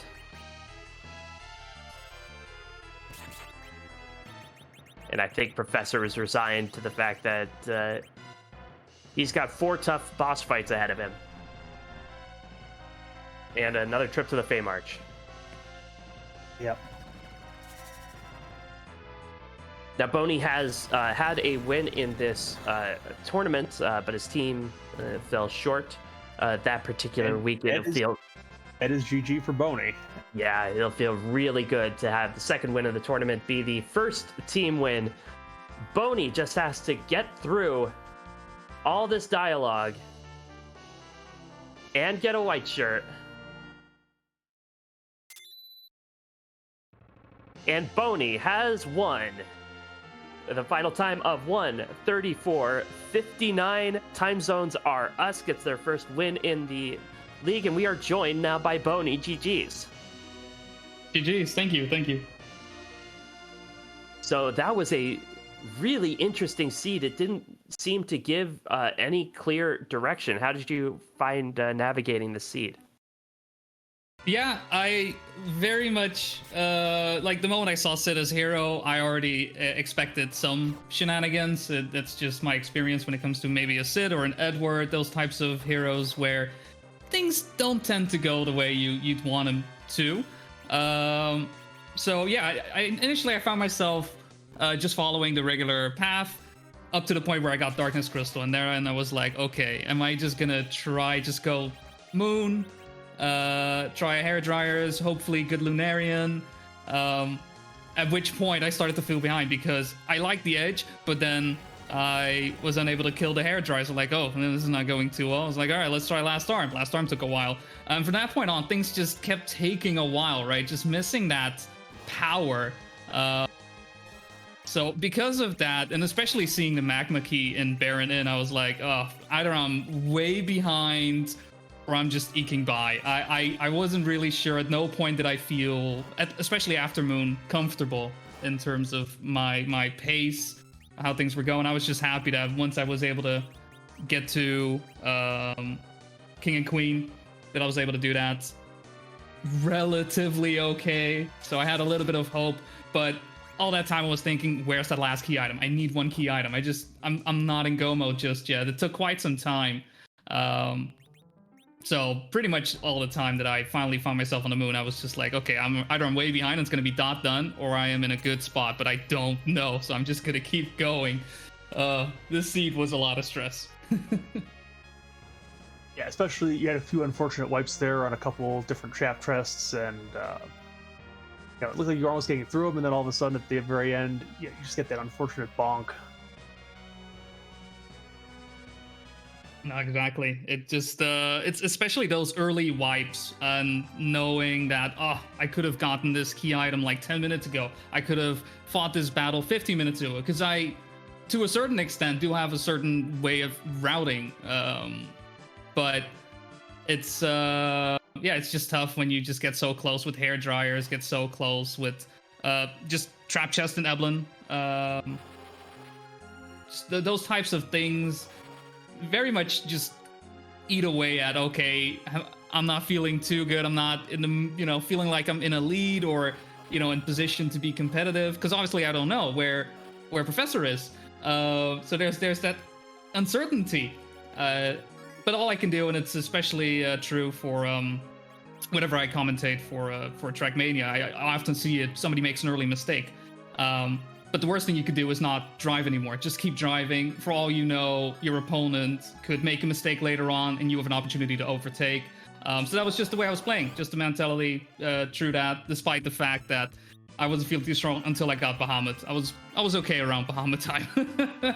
But Yeah, yeah. Yeah, your professor had Bahamut quite a bit earlier, and actually, as you were going to the moon, he was going underground with the magma. But it also turned out that he had faded Eblan Castle to almost the very end, so he didn't have that darkness until very, very late. Right. Yeah, that makes sense. Because, this is very much a seed where paths can deviate very, very easily. Well, I think the best example of what you were talking about in kind of gritting your teeth and grinding it out were those two Fey March fights where you had to scrap for every inch of those. Walk us through your thinking as you were tangling in them and how you felt afterward. So for Ruby, I've dealt with that one before in a relatively similar situation where Rydia was my damage dealer. I mean, throughout most of this, Rydia was the damage dealer. And the main thing in mind for Ruby was just make sure everyone is alive. Just make sure there's a lot of targets on the board. So I only have to deal with Glare and his double attack. That's it. If I can manage that and just get 4 Bahamuts out, I'm fine. I'm good. So that was just my main thinking. I don't care about health because he's just going to kill with Glare or punches anyways. Which can go well, cannot go well. But it's what I found to be most consistent in that fight. I kind of forgot King blank. What was King again? That was Lunars. Yeah, Lunars. Yeah, Lunars. I wasn't too worried. That was just a matter of I saw they were punching quite hard, so I was happy with just keeping a few characters alive. So eventually, I was able to keep 3 of them alive. Fortunately, the Star Veils did what they need to do. I've had it happen where, only one of them turns into a frog, and you're kind of left like, oh, well, it's kind of awkward. I was hoping for it to be easy. But yeah, that was, again, a matter of endurance, where just make sure people have enough HP to stay alive with the glass hats, back roads. I saw the cure trees weren't doing as much as I would have liked, considering how much HP they have. So I decided, you know what? Again, just play endurance, play the long game, make sure that I stay alive long enough to turn them into frogs, and we should be good. And that's just decided the way to go. Most of the time, despite the fact that Edge could be a good berserk target, Kane in this case wasn't exactly the best one. Didn't ever find any good power for him. It was just the main game was just keep Rydia alive. If Rydia's alive, I should win. Speaking of that, how big was that Moon Veil for the K value? Oh, that was massive. Yeah. I especially with that the Bahamut fight, it just, because I saw early on that it was guards, and with the boss bit on, I know I can't mute them, so I can't really get away with that. Usually I would mute and just Zerg, but it wouldn't work. But I knew I had the Moonville, so at that point it was like, okay, I'm 50-50. Hopefully whatever is on Masa does not require Moonveil. So in that situation, just get Rydia as fast as possible and hope she gets a turn to get Moonveil off. That Moonveil very much saved me for the Bahamut fight. That just I don't know. I probably would have been busy a lot longer if I didn't have that Moonveil. I maybe would have just gone check Masa first and then double back to Bahamut, because I wouldn't feel comfortable going out of my way to get key items. But I did understand Legend Sword was panned, which that was another thing. I will say around that time, looking for that key item, I was just trying everything. You did have the pan, but you checked Sheila 1, but not 2, I think. Yeah, pan was on Rat Tail. So That's right. yeah, so that was a bit awkward. I was like, I already kind of went to Yang, and I know I have Go mode, so do I go out of my way to go Sylph again? I think if I didn't have that Moonveil, I perhaps would have. I would have done Masa, see Bahamut wouldn't work, not spend too much time on it, and go back to checking on key items, and that, I suppose, would have led to Legend Sword in this case. But regardless, yeah, just a bit awkward that the pan came out there. The fact that Ratil as well was on last arm, just a lot of awkward, odd places for progression is, yeah, I think really, it says pretty much everything about the seed. Not a lot of power, you're all over the place, and just Blarg. Blarg solves many problems. Definitely. Well, time zones are now on the board, have the first team win in the tournament, just in time for the Moonveil Mixer portion of the tournament. How do you feel about your team's play, and how does it feel to get the first win? Honestly, it's we've been very, very positive.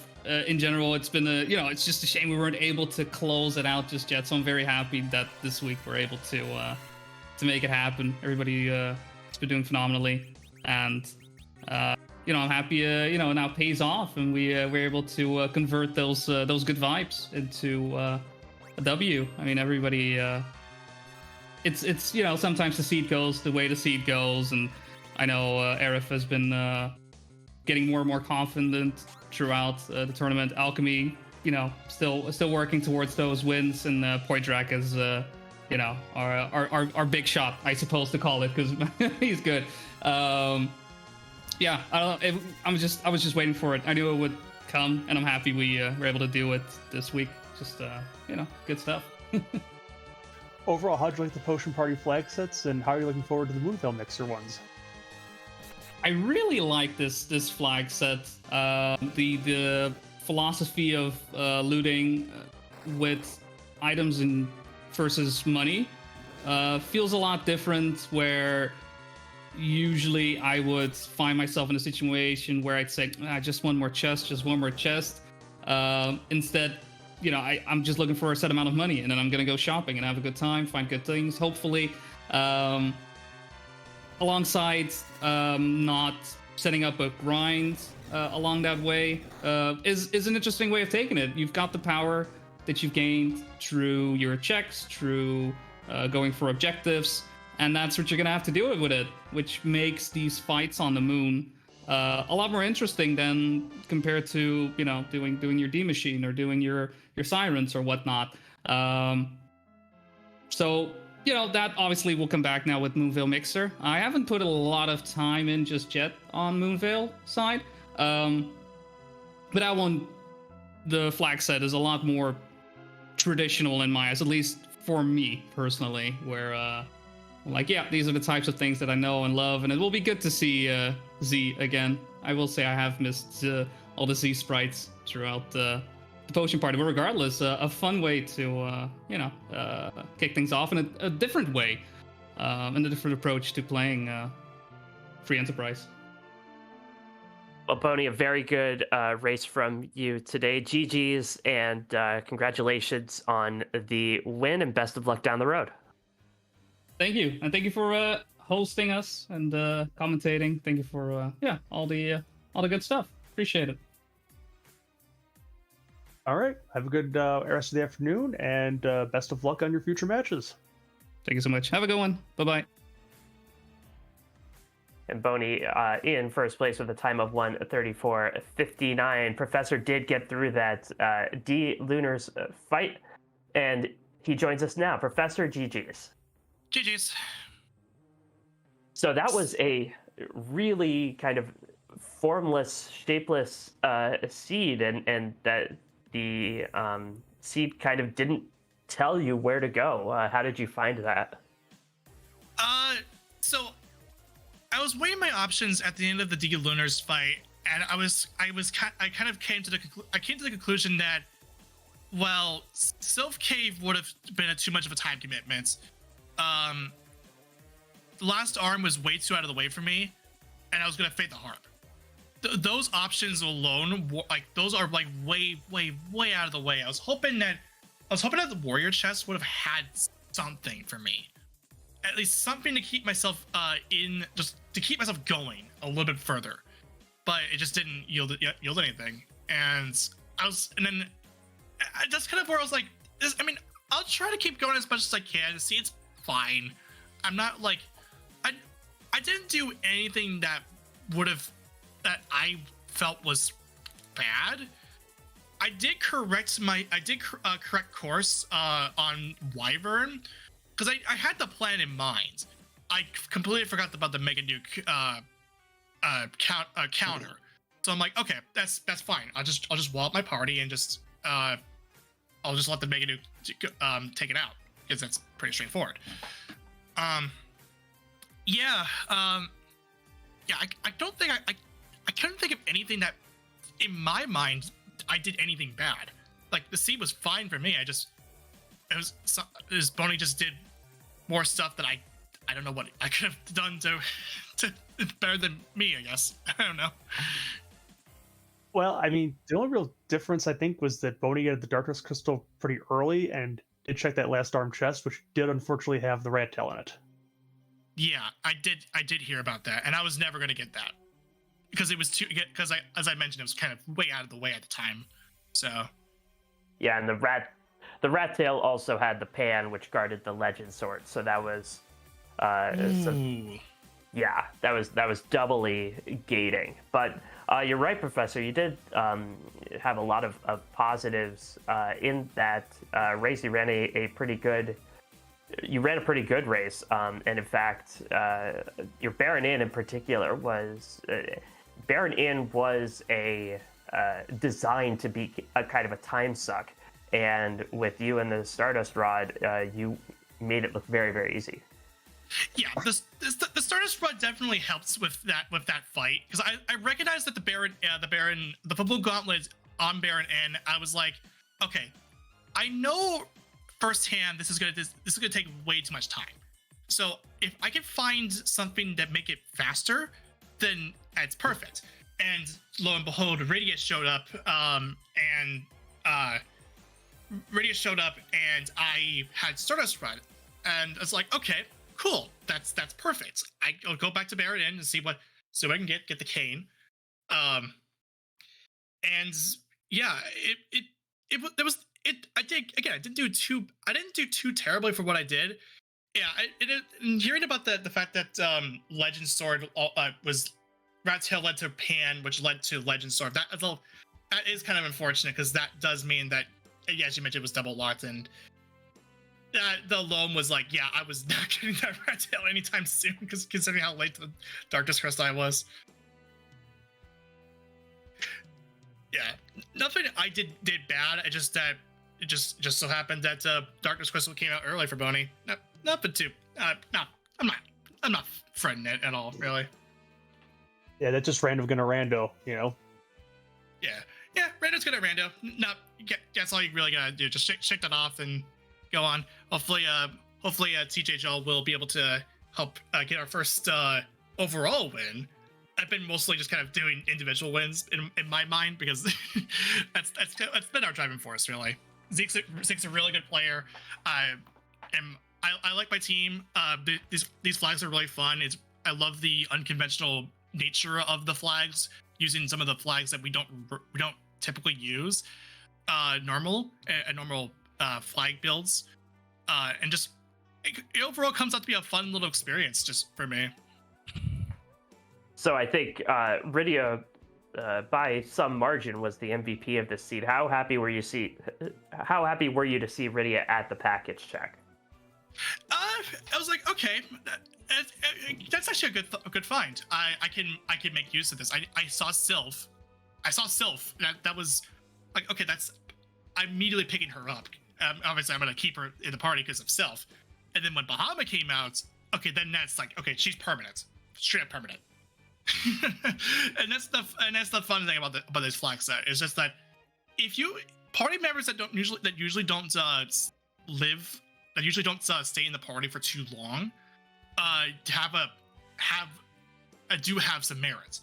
Sid Hero in particular is actually is nice because you could pivot that into you could pivot him into an alchemist if need be. Actually, did we ever see? Did we see the forge? Because I'm curious what the forge item was. No, nobody on stream did forge. Okay. Okay. Hopefully, if I did that, I probably would have done the forge, and I would have seen what it was. I was hoping to see like fire hammer, because that is effectively his best weapon, even though he's only got like 2 weapons that he could use, and both of them are pretty good.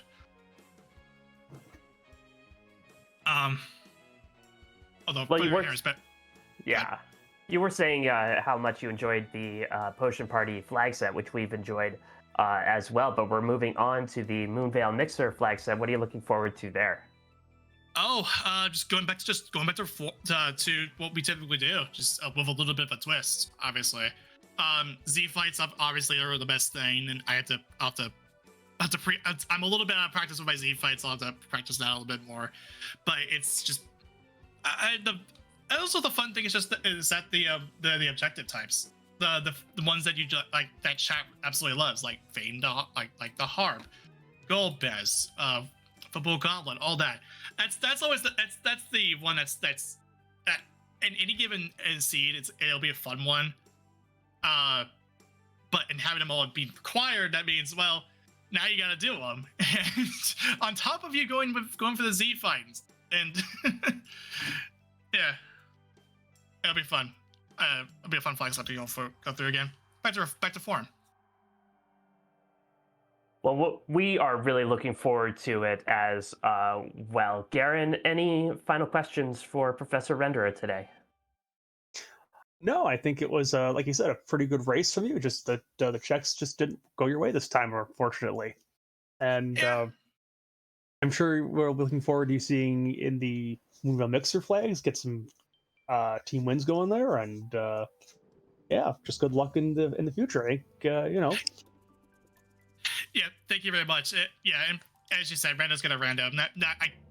That's not a big deal. But yeah, thanks to Guerin and Shape Launcher for doing the commentary, Zalday for doing the tracking, and Neobari for doing the restream, and also congratulations to Boney as well. Put up a great race. Yeah, it is what it is. I'm not frightened about it. But yeah, I'm out. I gotta do some assignments left, but I got some assignments to do. But yeah, have fun, and GG's. Well, GG's to you, Professor, and hope you return to your life of academia with those projects. Mm-hmm. All right, take it easy. all right. All right, so congratulations again to Time Zones R Us for taking the team win this week. There is more free enterprise action tonight. Want to let you know, right on this channel on Free Enterprise, we have a twin cast coming up. Bold Strategy puts Vatasia and Nightdew up against Silvera Petting Zoo, Bangagong, or Twisted Flax and Bangagong, respectively. 2 races, 1 seed, same time. Those are always a blast. Join us here at 8 p.m. Eastern on Free Enterprise. And don't forget, there's a race on Free Enterprise 2 at 10 p.m. Eastern. It's Blaze versus Martin Broadcloak. You don't want to miss that either. Do want to thank one more time our tracker Zald, our restreamer Neobari, and thank you, Garen. This was a heck of a lot of fun. Yeah, thank you for Sheep Launcher. It was fun to commentate this one, and I think now we're heading over to Ryudo for an async. Yeah, and we'll head over to Ryudo RPG, and we will see you again. And until next time, So long.